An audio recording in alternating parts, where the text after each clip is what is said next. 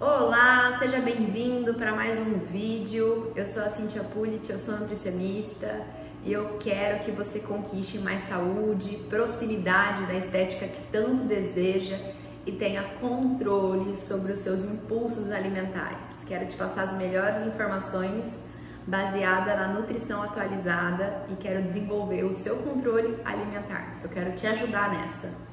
Hoje a gente vai conversar sobre os alimentos. Do que é formado aquilo que a gente come. O alimento, ele é formado de 3 macronutrientes, que são os nutrientes que a gente consome em maior quantidade. São eles: proteína, gordura e carboidrato. Os micronutrientes são as vitaminas e os minerais.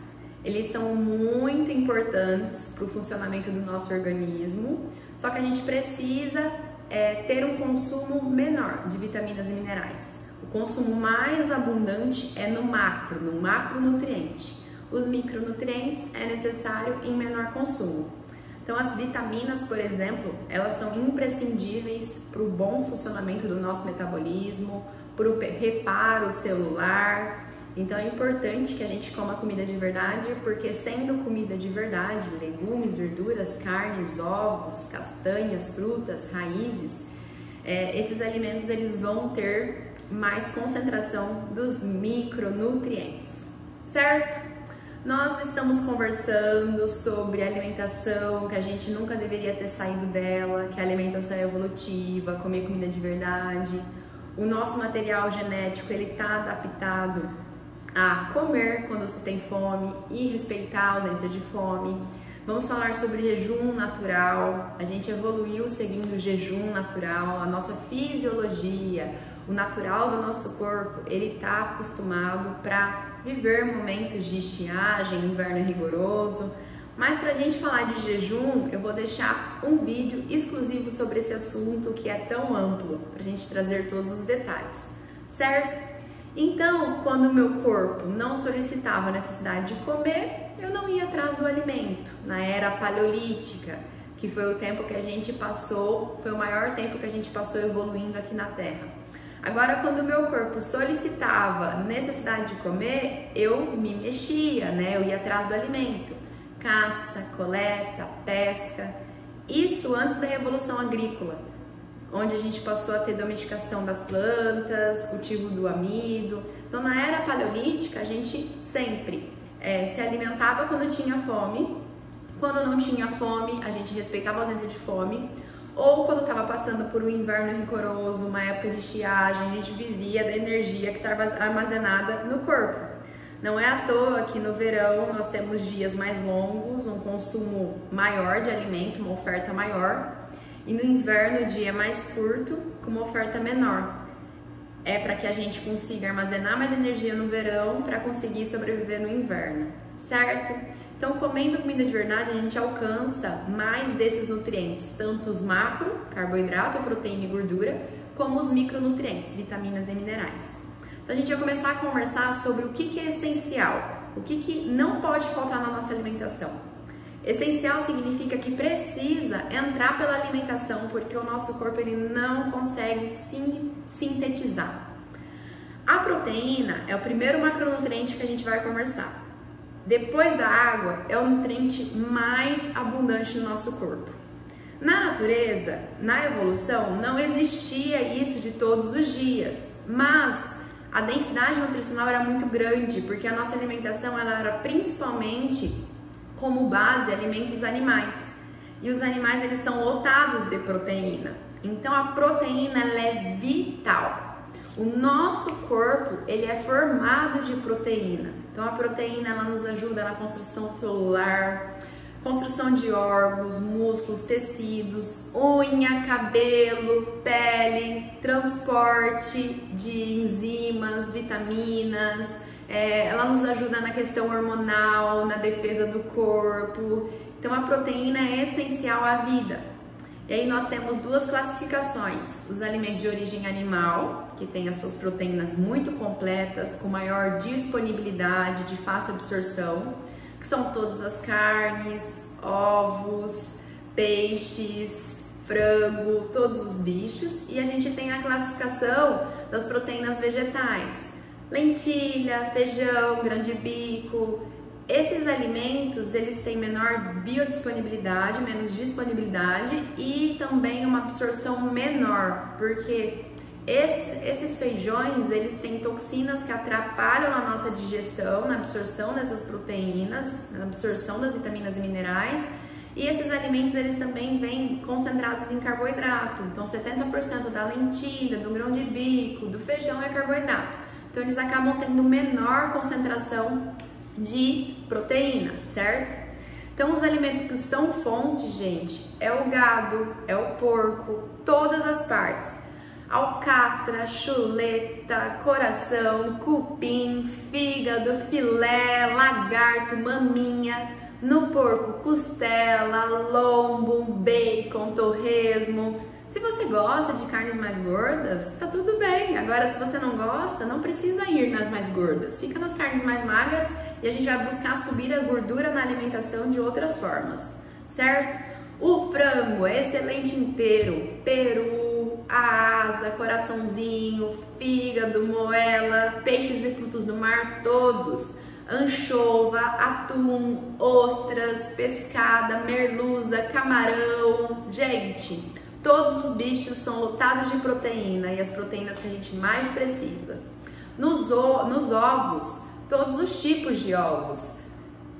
Ovo de galinha, ovo de pato, ovo de codorna. Os embutidos, eles podem fazer parte da nossa alimentação. Se forem embutidos industriais, o ideal é ter o consumo no eventual, porque esses embutidos industriais, eles já têm açúcar, química, são industrializados. Agora, se você tem acesso a uma charcutaria de defumados artesanais, salame, bacon, peito de peru, presunto, sem açúcar e sem química, aí não tem problema, pode fazer parte da sua alimentação no dia a dia, tá? E aí, outro nutriente essencial que se a gente não consumir no nosso corpo vai faltar são as gorduras, a gordura natural.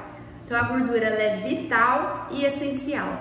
Nós conseguimos utilizar a gordura como fonte de energia, não é à toa que todo excesso de energia, principalmente excesso de carboidrato, é transformado em gordura. Então, a gente tem um tanque muito mais abundante de gordura, e a gordura ela tem muitas funções. Nos ajuda no transporte, veículo de vitaminas lipossolúveis A, D e K, nos impulsos nervosos, raciocínio, melhora da imunidade, ela reveste as nossas células, nos ajuda a produzir hormônios sexuais, na produção de bile. Então a gordura ela é vital, é vital. E a gente tem as gorduras saturadas e insaturadas.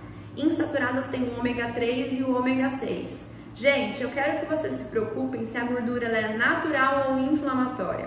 Qual que é a gordura natural? A gordura natural é aquela que naturalmente a natureza entrega no alimento. No abacate, no coco, na azeitona, ou aquela gordura que se eu precisar eu prenso a frio, sem precisar da indústria. Então eu consigo prensar azeitona aqui no consultório, fazer azeite se eu quisesse. É que como dá trabalho e eu já compro pronto, eu não faço, mas se eu quisesse eu conseguiria. Pego o toucinho, eu derreto a pele suína, solto a banha, eu guardo para cozinhar os meus ovos, para fritar os meus ovos, fazer os legumes refogados. O óleo de coco, que é possível prensar a frio, tá? Então, gorduras naturais é o que importa, independente se é saturada, monoinsaturada, o importante é que a gente coma gordura natural.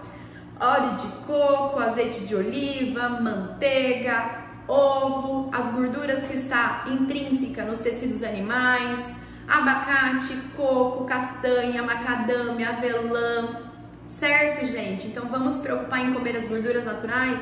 E não a gordura inflamatória, que é aquela gordura que a gente não consegue prensar frio se a gente quisesse. Por exemplo, se eu prensar a soja, o milho aqui no consultório, eu não vou conseguir. Eu preciso da indústria. Então, para tirar o óleo desses grãos, óleos de sementes, são gorduras inflamatórias, tá? Então, dentro de casa, vamos melhorar a gordura. Agora, na rua, é aquele papo, vamos fazer o que a gente consegue, porque senão a gente não pode paralisar. Certo?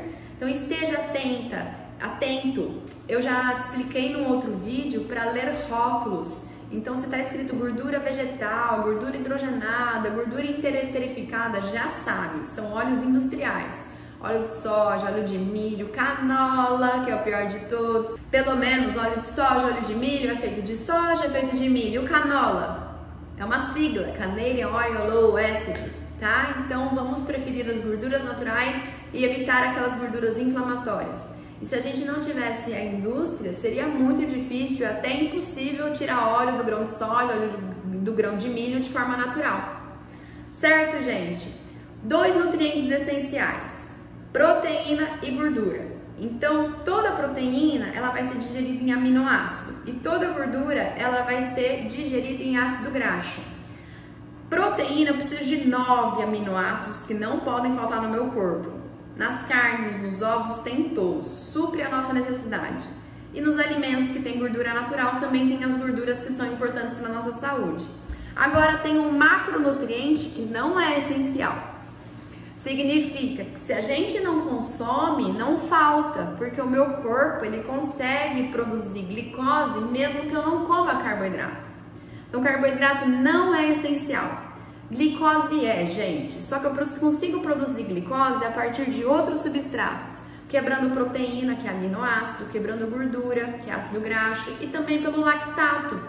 Então, é comum as pessoas que fazem um exame de sangue ou quem está adaptado ao estilo de vida, com baixo consumo de carboidrato e mais gordura, ter a glicemia bem estabilizada.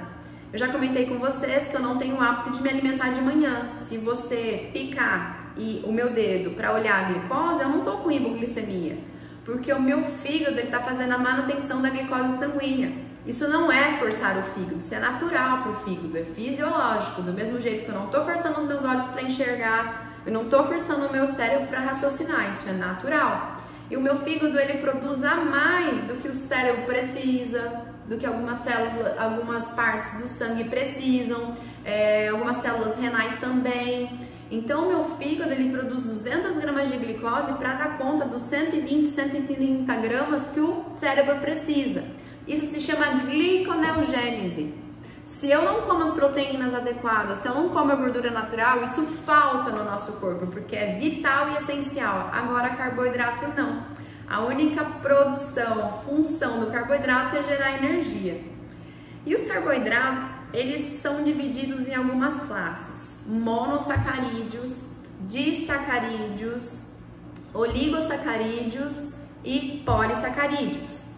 O que significa o monossacarídeo? Que é feito de um bloco simples: glicose, frutose, galactose, é um açúcar só, tá? Todos esses carboidratos, se é mono, se é disacarídeo, se é oligosacarídeo ou se é polissacarídeo, vai virar açúcar, porque esses alimentos, independente se tá simples ou mais complexo, vira açúcar no sangue porque ele é digerido no seu bloco mais simples, certo? Então, exemplos de monossacarídeos: glicose, frutose e galactose. Exemplos de sacarídeos: o açúcar de mesa, a sacarose, glicose com frutose, a maltose, que é glicose com glicose, e a lactose, que é glicose com galactose. As pessoas que são intolerantes à lactose, elas têm dificuldade, elas não têm a produção adequada da enzima que faz a quebra desse disacarídeo da lactose, que é glicose com galactose. Faltando essa enzima, a pessoa não consegue digerir, porque todo carboidrato precisa ser metabolizado, quebradinho dentro do nosso corpo, porque vai absorver glicose, ou com exceção da frutose, que é metabolizada direto no fígado, ela acaba sendo metabolizada exclusivamente no fígado. Mas todos os outros conseguem ser utilizados por todas as células do corpo, certo? A maltodextrina é um oligosacarídeo, então são mais cadeias de carboidrato. Mas, gente, dentro do corpo ela vai virar açúcar e ela vai ser metabolizada como açúcar, elevando a insulina. Então, mesmo que seja oligosacarídeo ou polissacarídeo, eles vão ser quebrados no seu bloco mais simples, tá? Os polissacarídeos nos animais, eles são armazenados como glicogênio. Então a gente tem glicogênio muscular e glicogênio no fígado. Nas plantas, elas armazenam uma forma de amido. Amido nada mais é, eu vou deixar a imagem para você, glicose de mão dada com glicose, de mão dada com glicose. Mas lá no intestino, a gente vai quebrar as ligações e vai subir açúcar para o sangue, vai elevar a glicemia no sangue e vai disparar a insulina, tá? Outra classificação dos polissacarídeos são as fibras. Fibras a gente não digere, fibra fica no nosso intestino. Então a gente tem as solúveis e as insolúveis. Então, independente se é solúvel ou insolúvel, a gente não metaboliza a fibra, ela não é digerível, certo? E aí tem uma outra classificação que são os polióis. Maltitol, eritritol, sorbitol, xilitol. Sorbitol, xilitol e eritritol, ele não tem impacto significativo no nosso açúcar no sangue. A carga de açúcar é muito reduzida. Agora, o maltitol a gente tem que tomar cuidado. No vídeo de rótulos, eu também mostrei para vocês que o maltitol, ele eleva a nossa glicemia em 75%. Então a gente precisa ficar esperto porque os polióis, eles não são todos iguais. O maltitol tem influência no nosso açúcar no sangue, diferente do sorbitol, do xilitol, do eritritol, tá certo? E aí, gente, antes de vocês ficarem com pânico de comer carboidrato, não fiquem com pânico de comer carboidrato. Eu quero que a gente se preocupe em evitar os industrializados, lembra? Evitar farinha, açúcar, que são esses carboidratos que só tem energia, energia, energia. Muitas vezes o alimento processado ele tá alto em carboidrato, ele tá alto em gordura, pobre em proteína, pobre em vitamina e mineral. E vamos comer carboidrato celular, carboidrato que tem vitamina, que é mineral, que vem da natureza, que é comida de verdade. Que são os vegetais, os legumes, as frutas, as raízes, certo? Os grãos, para quem já metaboliza melhor carboidrato. Eu quero que vocês saibam, gente, que antes da Revolução Agrícola, grãos eram raros de ser encontrados. E a natureza não faz muita propaganda, não faz propaganda daquilo que não é interessante para a gente consumir. O que é pra gente consumir é bonito, né? As frutas são bonitas, coloridas, certo? Então esse amplo cultivo de grãos, e principalmente depois da Revolução Industrial, né? Teve muita mutação, ampliou muito o nosso consumo. Então diluiu o nosso consumo de proteína, de mineral e vitamina, e a gente acabou consumindo muito amido, muita energia. E como eu expliquei pra vocês, a galera já sabe que o açúcar não é legal, mas e o amido? O amido em excesso também traz as mesmas consequências. Tá? Então é diferente um carboidrato da batata, um carboidrato da banana, da manga, da fruta, da batata doce, do que ficar comendo muitos grãos. É fácil comer baguete, pão italiano, pastel, mas passa do lado de uma plantação de trigo. Acho que você não ficaria tão envolvido para querer comer essa plantação, tá? E aí, gente, eu vejo as pessoas muitas vezes com medo de comer batata, mandioca, batata doce, cenoura, mas não tá olhando para aquilo que mais importa. Então, 100 gramas de batata doce vai ter 18 gramas mais ou menos de carboidrato. Em 100 gramas do alimento, 18 gramas de carboidrato. Então, o quanto essa pessoa deve comer de carboidrato é individual, considerando o objetivo, o quanto ela metaboliza bem esse carboidrato, quem ela é, onde ela quer chegar, se ela tem flexibilidade metabólica ou não. Então tem pessoas que vão poder comer mais carboidrato, tem pessoas que vão comer menos. Low carb não significa no carb. E mesmo numa estratégia que seja mais baixa em carboidrato, é possível comer batata doce desde que a gente controle e consiga ajustar as quantidades, tá? Então 100 gramas de batata doce vai ter uns 18 gramas de carboidrato. 100 gramas de abóbora, mais ou menos 10 gramas de carboidrato. E eu tenho que lembrar, eu expliquei no vídeo de rótulo, que eu tenho que descontar a fibra. Então, por exemplo, no caso da abóbora, a cada 100 gramas de abóbora, a gente tem uns 2 gramas e meio de fibra. Tem que subtrair. Então, pensando em carboidrato líquido, que é o carboidrato total menos a fibra, a gente vai ter em 100 gramas do alimento abóbora uns 8 gramas de carboidrato. Entendeu? Por isso que eu não quero que você fique com medo da abóbora ou de uma banana. Tudo depende, tudo na verdade tem como encaixar no seu contexto alimentar. 100 gramas de banana vai ter mais ou menos 20 gramas de carboidrato. De fibra em 100 gramas, mais ou menos uns 2 gramas. Então, carboidrato líquido, uns 18 gramas de carboidrato em 100 gramas de banana, certo?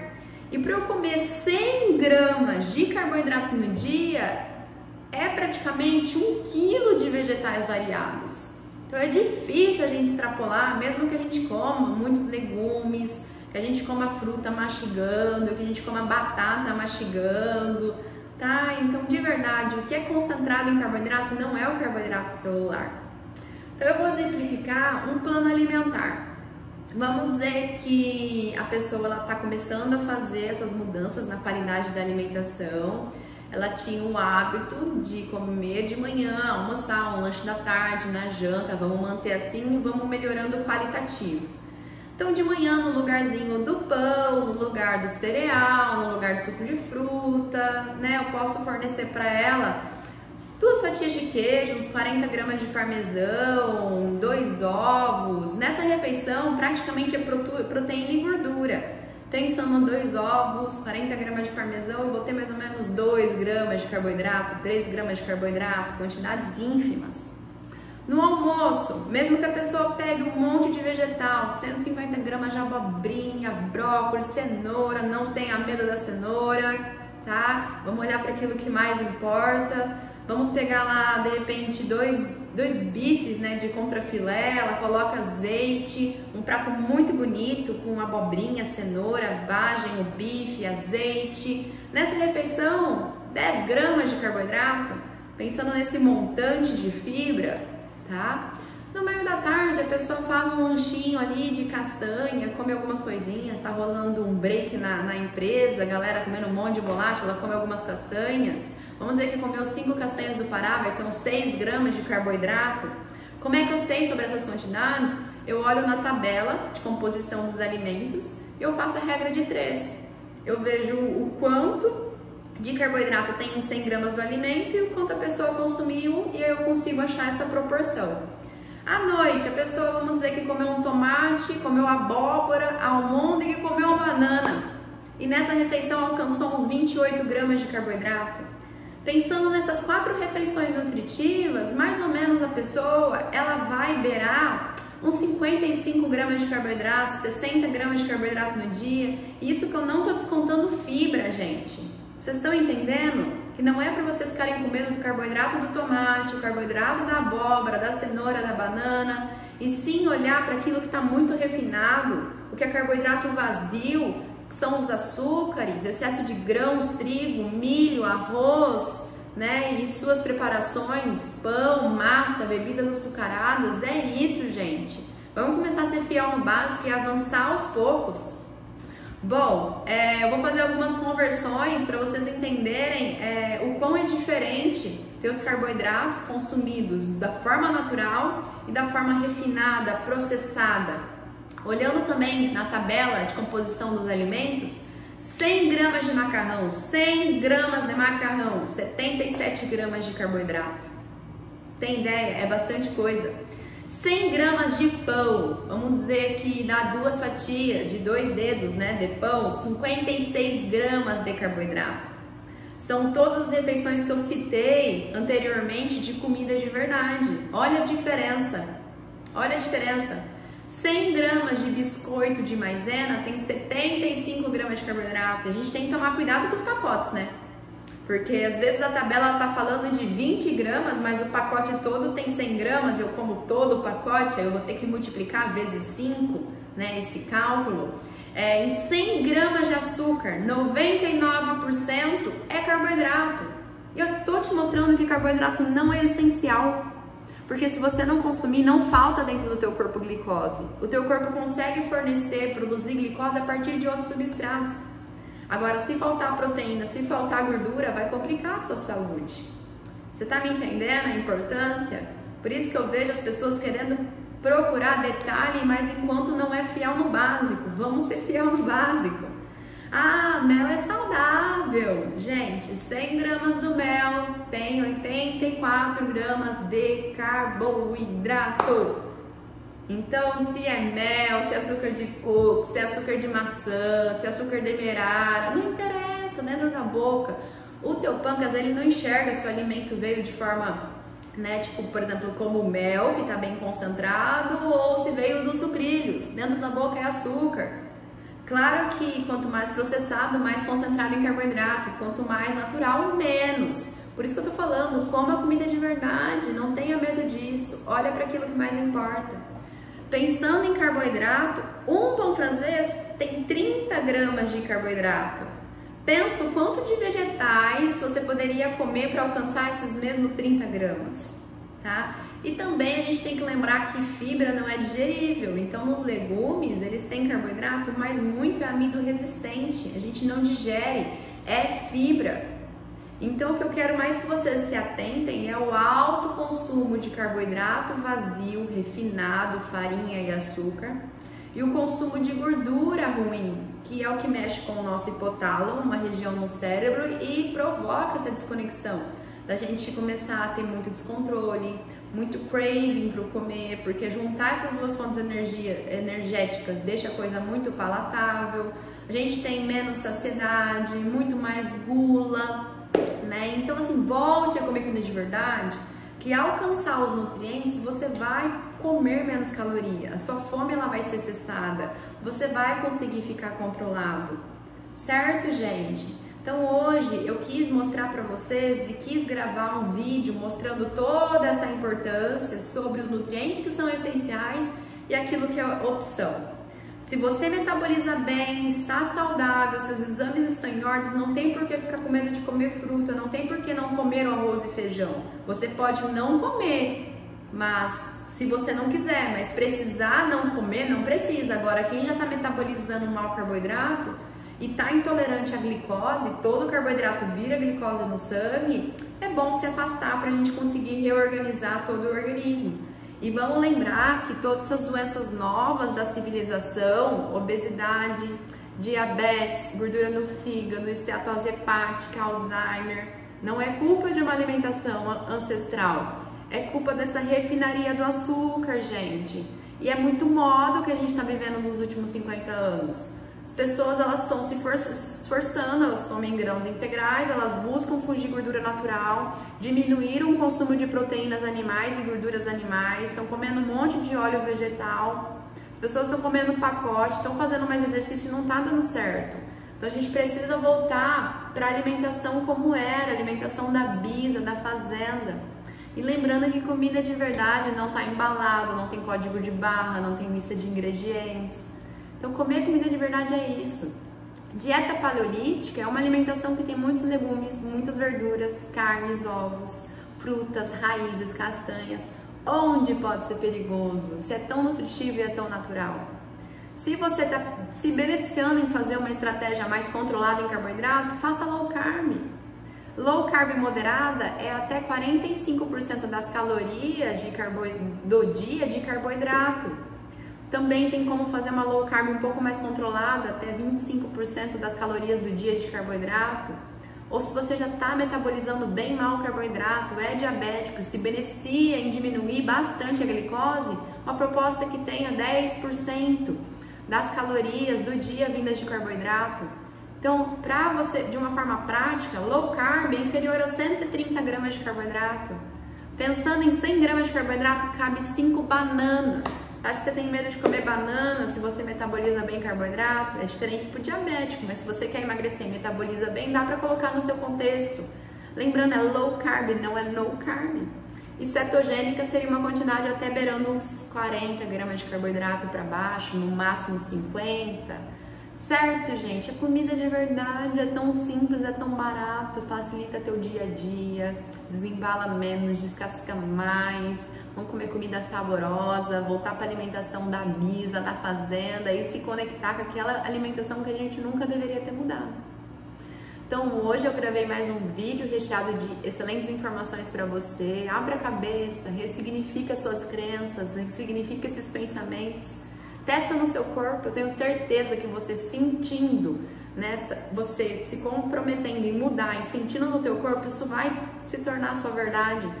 Então busque individualizar da sua forma, tá?